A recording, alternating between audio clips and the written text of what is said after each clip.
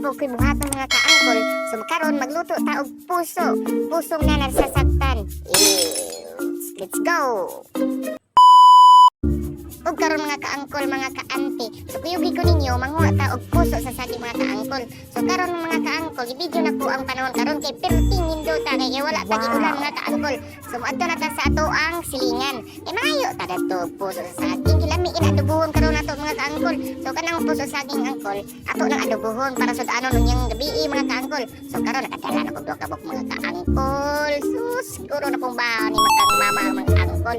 So while nagkuan pa ta mga kaangkol, kapi-kapi pa gamay. So wala akong mga baby girl. Oh, sus, babay-babay pa mga chikiting. So ato na ng panita mga kaangkol para lutoon. So kung andaw na natuog ka ng panit ni sa gawas kay mo din ipait kayo. So sus, dali na kayo automatic na. Oy, dali ra kinapanitan. So ato na nang hiwaon automatic na. Oh, sus, sulpad atong bahaon ni mga kaangkol. Ato nang paspasan og hiwa mga kaangkol. No? Sa paghuman atong hiwa ng mga kaangkol, ato nang hugasan para mawala ang iyang tagok, no? So ato nang gagmayon mga kaangkol, ato nang pinupinohon para pagkaon dili tayo matulon. So mga kaangkol, kinsa tong wala ka tilaw paana. So tilaw na, ato aning adubuhon karon. So ato aning butang asin para kumuta na to para ang iyang ka-upload or kapait mawala mga kaangkol. So mga kaangkol, mo na ni ang resulta sa atong kinimutang puso sa saging mga kaangkol.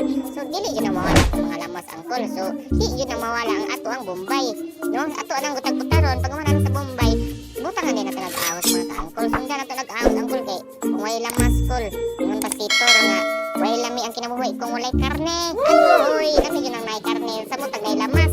Uy, ay. So magpainit na taog kalaha mga kaangkol. So butangan na nato nag-idibol para madali natong luto. Mating na huwad ang dito ang lamas. So while nagpa-voice over ko mga angkol saba na kayo kay angkol kinaning kanta na po nga mahal pa rin kita o giliw ko kung akong mga mukanta na mga kaangkol bungtag ang kalibutan mga kaangkol mahal pa rin kita o giliw ko. So ato na nang butangan og oyster sauce mga kaangkol.